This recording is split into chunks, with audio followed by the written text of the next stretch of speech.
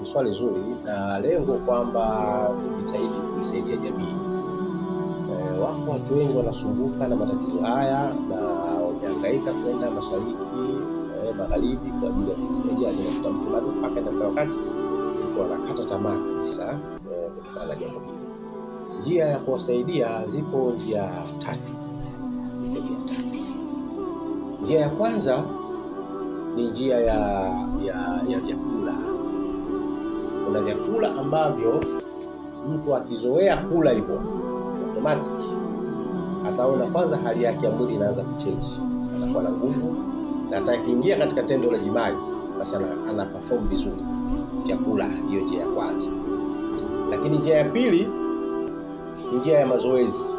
Yako mazoezi, haya mazoezi ya kawaida. Ukifanya mazoezi hayo basi unaweza kukuta hali ya mwili wako inabadilika. Kama ulikuwa jima'i kwako kufanya kwa tabu sana, basi unaweza kujikuta unaanza sasa mwili wako kuhitaji lile jambo kwa sababu tayari misuli yako, mazoezi zako zinakuwa katika kiwango kinachohitajika. Na njia ya mwisho ni njia ya dawa. Mtu kuweza kupata dawa ambazo zinaweza zikamsaidia kutatua changamoto hiyo. Kwa hiyo njia ya kwanza ya vyakula tunashauri sana.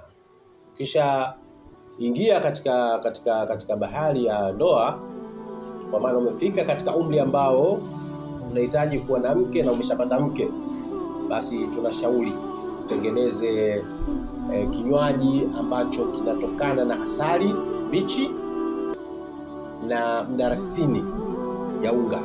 Tena nzuri zaidi upate ile mdarasini ya India kali kidogo.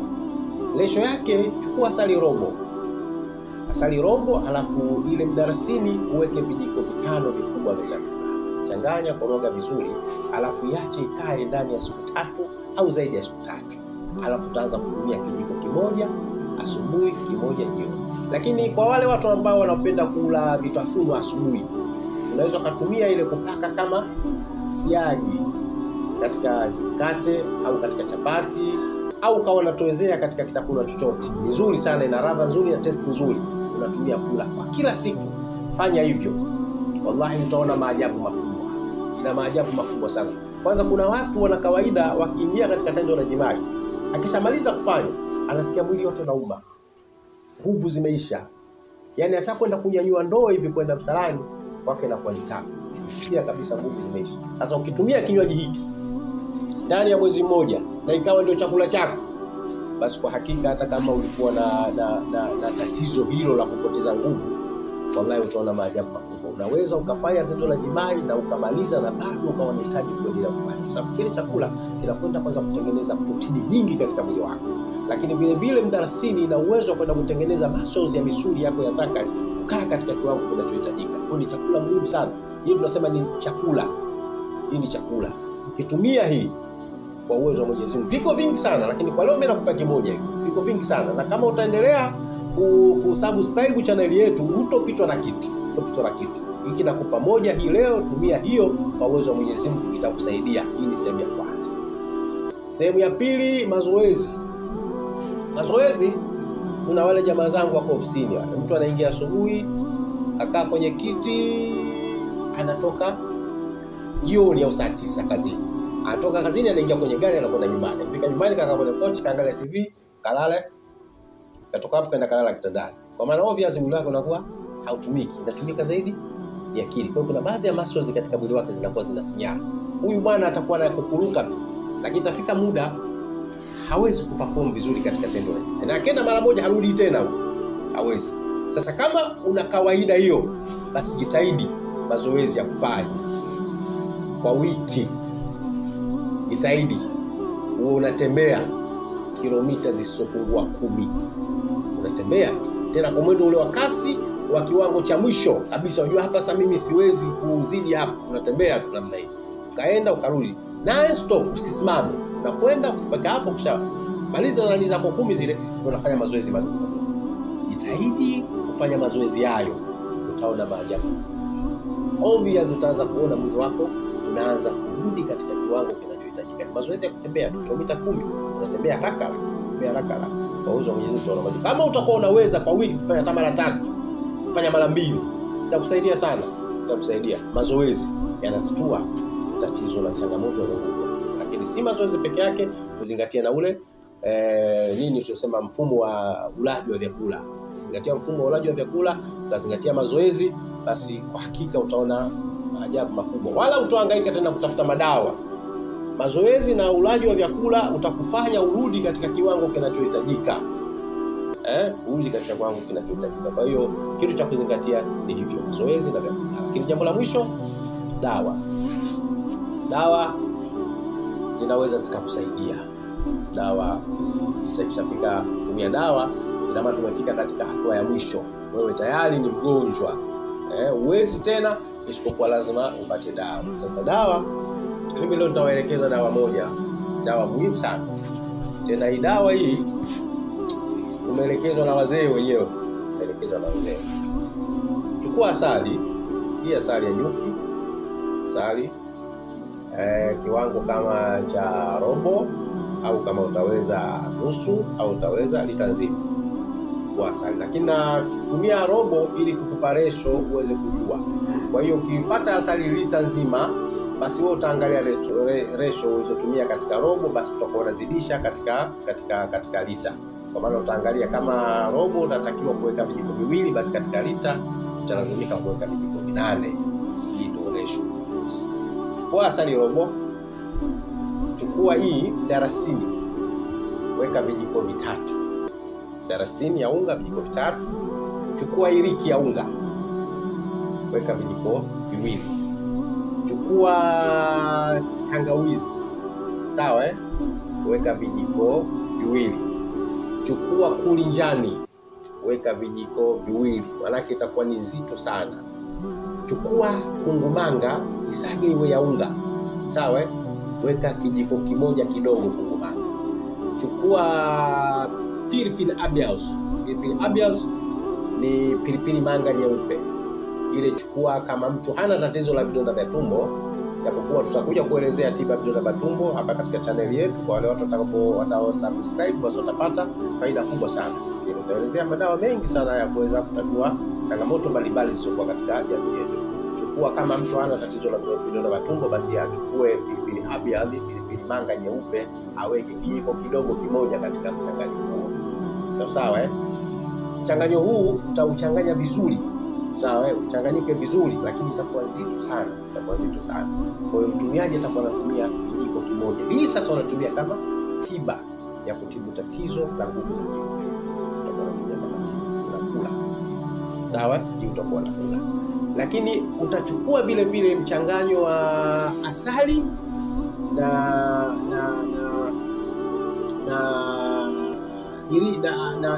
asali na tangawizi peke yake.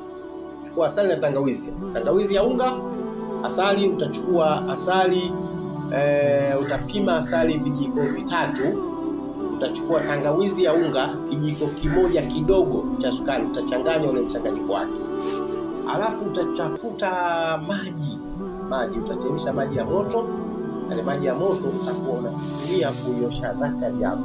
Utakuwa unaiosha dhakari mpaka ifike wakati ile dhakari utaona kama kwa watu wenye rangi nyeupe, kama imekuwa mivili ya damu, kwa sababu msukumo wa damu nyingi utakuwa unakwenda katika dhakari.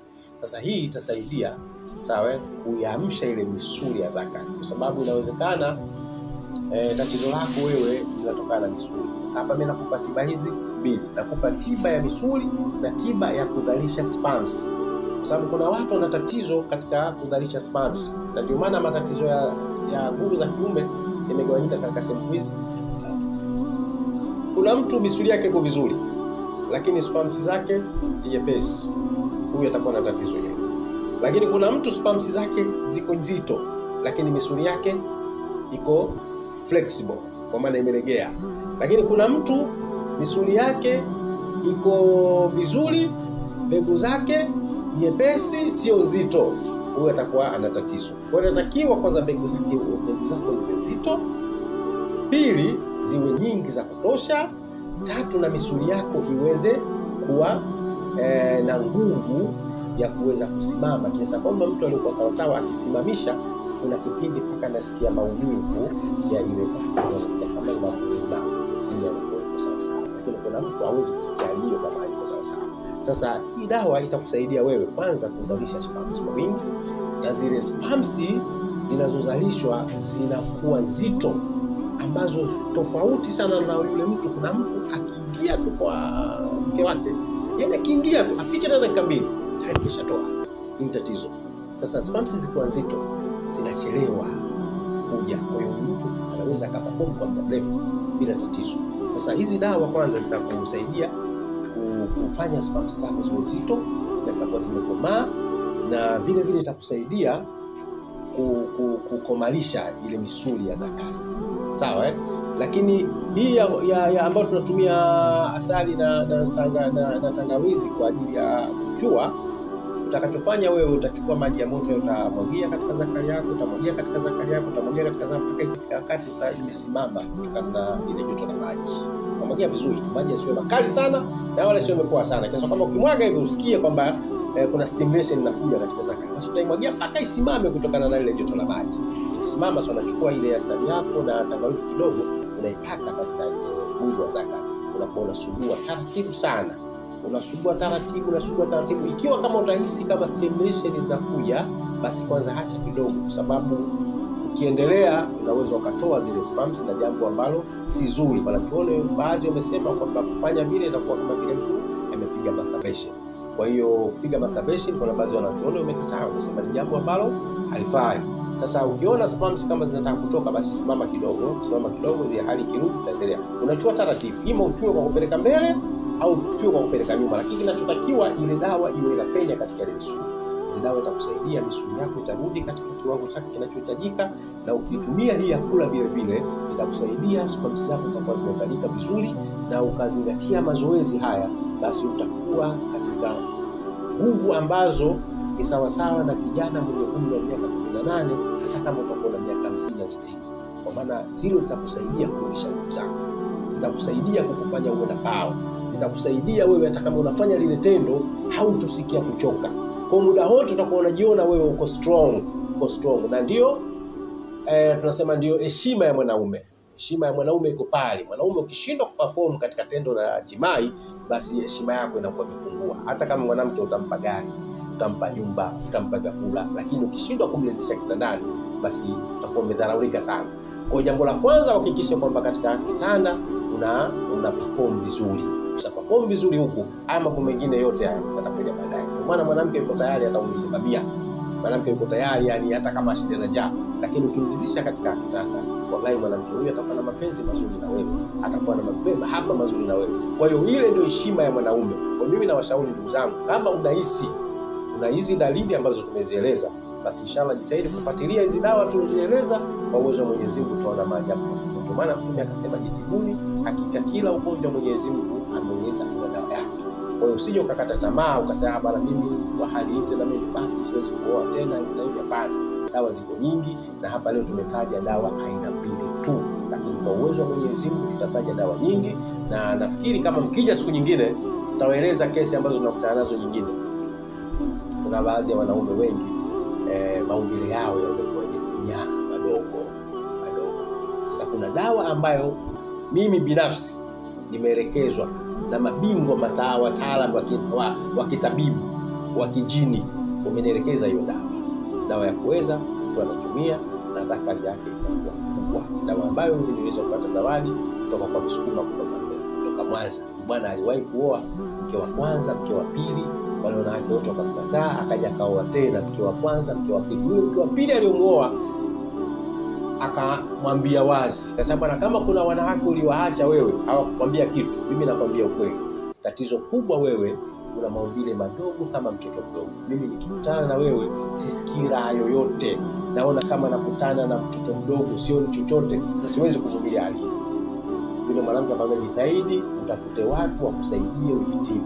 Bahati nzuri mimi kuna vitabu nimeandika, vitabu vingi sana vinavyohusiana na masuala ya ndoa. Kuna kitabu nimeandika taratibu za jimai, kuna kitabu nimeandika jinsi ya kulinda ndoa yako, kuna kitabu nimeandika tiba ya ndoa. Vitabu vingi, takriban kuna vitabu karibu 13 nimeandika vinavyohusiana na masuala ya ndoa. Yule bwana alipata kitabu tiba ya ndoa, kuna vitu tumevieleza mle. Akanipigia simu akanieleza tatizo hili, basi Mimi nikamtengenezea ile dawa akaitumia. Baada ya kuitumia yule bwana alitoka Mwanza, alikuja hapa Dar es Salaam, alitafuta akanipata na akanipa zawadi kutokana na dawa ile. Maombi yake yalikuwa madogo sana mpaka aliacha wake wawili. Huyu watatu akamwambia wazi. Wanawake wengine wanavumilia hapa vipi? Baadaye anaomba talaka sababu hakuna ibebe na bwana kwa Mungu alimjalia alikuwa na uwezo wa hela, lakini wanawake waliondoka. Kwa hiyo matatizo yako mengi sana katika jamii. Mimi naomba kama umesikiliza vizuri maelezo yetu, basi inshallah fuatilia hizo dawa ndugu yangu, kwa uwezo wa Mwenyezi Mungu tutakusaidia. Tutaeleza kama watakuja vijana hawa, tutaeleza dawa nyingi hapa, changamoto nyingi, dawa za maradhi mengi, watu wengi wanateseka. Na sasa hivi uwanja mpana. Kama mimi nitasema nisieleze dawa hizi, nikae tunazo nisitoe elimu hii, siwezi kuwa na wagonjwa wote duniani. Sawa, leo kuna mtu yuko Marekani, kuna mtu yuko Uingereza, kuna mtu yuko Canada, yuko wapi na mtu kama hiyo. Ukimwelekeza dawa hii huko alipo anajitibu. Mimi kwangu niombe dua tu. Mimi kwangu nafanya kama ni sadaka, hiyo sadaka kwa ajili yao. Sasa niombe dua, akiona mtu asema ashukuru alhamdulillah, basi na mimi nakuwa napata. Kwa hiyo mimi natoa kama sadaka tu kwa wao waweze kujisaidia. Kwa hiyo ni jambo la muhimu sana, kwa sababu ndoa nyingi zinavunjika kutokana na kesi hizi. Watoto wengi wanabaki kuwa hawana baba, hawana mama kutokana na kesi hii. Watoto wengi wa mitaani kutokana na kesi hii ya tatizo la nguvu za kiume. Siko si ndogo, ni kesi kubwa. Watu wanaachana. Sasa unaweza kukuta mtu anadai talaka tu anastahili sababu nyingine, kajitahidi mwanamke kajitahidi anafichia siri mumewe. Anaeleza tatizo sababu nyingine, lakini kumbe sababu anaijua lakini hataki. Lakini sasa unakuta wanawake wengine sasa wale ambao hawana dini, anakubali kupana mwanaume kwa sababu ana viela kidogo, lakini yeye anatoka nje ya ndoa, anamchiti mumewe, anakwenda kumaliza starehe zake huko, akija huko anakaa maisha yanaendelea, jambo ambalo Mungu amekataza. Kwa hiyo bora mueleze mwenza wako, mama, kama una mume wako unaona hakuridhishi, mwambie bwana, hebu fuatilia channel ya Chief Kurunge Online TV. Ameelezea shekhe dawa nyingi kule, fuatilia kule, utapata faida kubwa kutokana na tatizo hili ulilokuwa nalo. Basi kwa uwezo wa Mwenyezi Mungu, basi kwenda Mwenyezi Mungu akakadiria kupona kupitia dawa hizi, basi maisha yanaweza yakaanza mapya, mkafungua ukurasa mpya. Kwa ni jambo ambalo lipo. Mimi naomba ndugu zangu, fuatilieni hivi vitu kwa uwezo wa Mwenyezi Mungu, tutapona kila ugonjwa. Mungu kaweka una dawa yake, na changamoto za kidunia ziko nyingi, maradhi yako mengi. Leo kwa wazungu wameweka mpango wa kutaka watu wasizaane sana. Hata haya madawa wanatuletea mengi yao wameweka ndani yake, kuna dawa zinazosababisha mwanamke asiwe na hamu ya kuingiliwa, mwanaume anapoteza uwezo wa nguvu zake, kwa sababu tu wanaamini kwamba Waafrika wanazaana sana. Sasa unajikuta kwamba dawa zinazokuja huku nyingi zinasababisha watu kupoteza uwezo wa tendo la ndoa. Turudi katika asili yetu, tutakaa katika fomu ambayo Mwenyezi Mungu anataka tukae, kwa sababu hizi dawa zote Mungu ndo katuelekeza, na yeye ndo anaozipa nguvu hizi dawa kuweza kutusaidia. Kwa hiyo naomba ndugu yangu usikate tamaa. Fuatilia channel hii, kwa uwezo wa Mwenyezi Mungu utapata faida kubwa sana. Shekhe, asante sana. Wapenzi watazamaji, nadhani mmemwelewa sana Chief Kurunge. Nazungumzia mengi sana katika engo hii ya vijana kutokuwa na nguvu za kiume. Pia shekhe, nilitamani niwe ndo swali langu la mwisho lile nililokuuliza, ila natamani tena nikuulize tena. Hii nadhani itakuwa ya mwisho kabisa.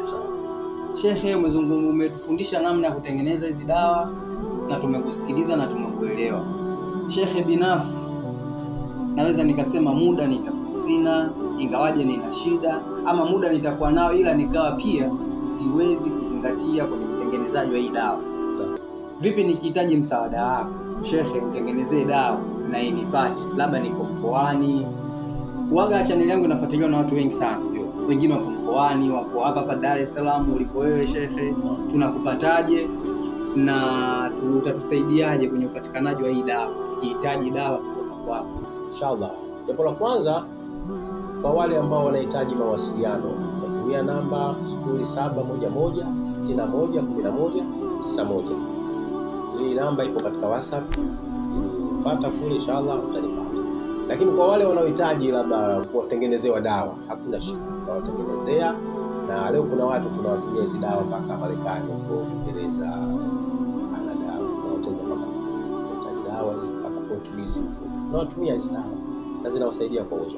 Na mtu mwingine unajua kuna dawa hizi, ndio maana nimeelekeza hizi nikasema kwamba tutaelekeza dawa nyingi kupitia channel yetu. Kwa nini? Kwa sababu inawezekana sehemu ulipo wewe zile dawa nilizokutajia hazipo. Kwa kuna dawa nyingine nikielekeza kumbe zili ulipo kule zile dawa zipo ambazo zinaweza kujisaidia. Kwa hiyo hatutoishia hapo. Kwa maana tutaendelea kutaja dawa nyingi zinazohusiana na mfumo wa udhaifu wa nguvu za kiume, lakini tutaendelea kutaja dawa nyingi ambazo zinasaidia mwanaume kama nakali yake imefunyaa kuweza kurudi kuwa katika kiwango kinachohitajika. Tutakuja kueleza hapa matatizo ya PID ya kina mama hizi. Wanawake ambao misuli yao ya uke imelegea. Katika sehemu zao za uke kunakuwa na maji, wengine watoa harufu mbaya. Hili tatizo tutakuja kuelezea hapa na tutatoa tiba zake. Na wao vile vile tutatoa tiba aina 3. Tutaeleza kwanza namna ya vyakula unatakiwa kula ili kuweza kutatua tatizo hilo, lakini tutaeleza vile vile kuna mazoezi mwanamke akiyafanya tatizo lile linaondoka. Lakini ikiwa mwisho kabisa imeshindikana, basi tutawaelekeza na dawa namna ya kujitibu. Haya matatizo yote tutaeleza katika channel hii. Kwa hiyo kutakuwa na faida kubwa sana kwa wale watakaofuatilia channel yetu. Kwa njia ni hiyo. Mtu akitaka atengenezewe, inshallah tutawasiliana naye, tutamtengenezea, atatuambia wapi alipo, tutamtumia wala hakuna shida. Hakuna shida. Wapenzi watazamaji, naona tuishie hapa. Shehe kazungumza mengi sana kuhusu janga hili linalotusumbua sisi vijana wenye upungufu wa nguvu za kiume. Pia kaelekeza tiba. Shehe si mchoyo bwana. Shehe katufundisha tiba na katuelekeza pia na uwezo wa kutoa msaada. Ukimhitaji shehe, namba zake ni hizo hapo unazoziona chini ya screen hapo. Pia mwenyewe kazitaja, unaweza ukaziandika na ukamtafuta, mkawasiliana zaidi na zaidi. Kama una shida nje na hapo, shehe unaweza ukamtafuta akakupa ushauri ama akakusaidia, mnaweza mkazungumza. Pia usije ukasahau kusubscribe, usije ukashindwa kucomment hapo, usije ukashindwa pia kushare hii video impate kila mtu ambaye ana tatizo hatuwezi kumjua. Uende utakaposhare hii video ukamsaidia mtu mwingine na wewe ukapata suluhu zako. Basi kama una nyingine unaweza ukatoa comment kwenye hii video ama ukamtafuta shehe moja kwa moja akakujibu. Yote unaweza akakusaidia. Shehe, sisi tunaomba tuondoke. Mimi nawaruhusu, lakini kwa faida ya mtazamaji. Ndio shehe. Kwa faida ya mtazamaji, mimi naomba na nyinyi mjitahidi kuja ili nitatoa faida hizo nilizoeleza, lakini nitakuja kutoa faida hapa ya watu wanaosumbuliwa na ugonjwa wa kifafa. Watajitibu wenyewe huko walipo. Nitaeleza dawa zake na matibabu yake kifafa. Lakini nitaeleza matatizo ya uchawi. Mtu akiwa na asili ya uchawi, jinsi gani ya kuweza kutatua tatizo hilo ikiwa katika mwili wake. Lakini nitaeleza namna ya kumtoa jini katika mwili. Wewe mwenyewe unajitibu huko ulipo. Jini unamtoaje katika mwili? Dawa gani zitumike? Unajitibu mwenyewe. Nitaeleza namna ya kumtoa jini aliyoingia ndani ya nyumba. Ndani ya nyumba yako kuna jini, unamtoaje? Nitaeleza hapa njia ya kumtoa hapa. Kwa hiyo kuna vitu vingi sana tutaeleza hapa, matatizo mengi tutaeleza na tiba zake, ufumbuzi wake. Kwa hiyo mimi naomba inshallah wajitahidi tu kusubscribe ili hivi vipindi wasiweze kuvipata. Mimi nawashukuru sana, karibuni sana. Asante sana Sheikh. Kama ulivyoomba sisi tutazidi kuja na tutokata tamaa, tutakuja kwa niaba ya wapenzi watazamaji wetu, kwani watatamani kujua vingi. Na Sheikh unaonekana na madini mengi sana bwana. Shukrani sana. Nashukuru. Sisi tutarudi tena kipindi kijacho inshallah. Na tunategemea kuja kujua vingi. Inshallah. Alichonipa Mungu nitawapa na wao sadaka. Basi wao mimi waniombee dua inshallah. Inshallah.